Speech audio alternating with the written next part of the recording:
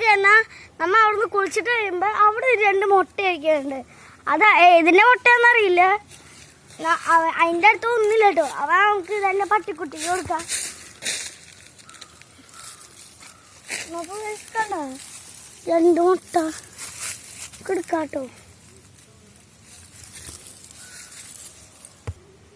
കൂട്ടുകാരെ നോക്കൂ, ഇത് ചെറിയ മുട്ട കേട്ടോ. ഇത് ആമൻ്റെ ആണോ അല്ലെങ്കിൽ പാമ്പിൻ്റെ ആണോ അറിയില്ല. നമുക്ക് എന്തായാലും നമുക്ക് പട്ടിക്കുട്ടിക്ക് കൊടുക്കാം.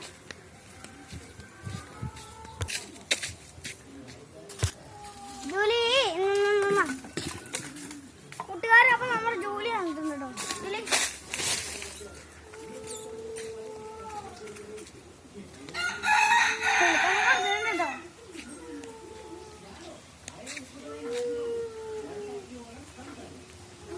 തിന്നോടി. ഓട്ടോണ്ട്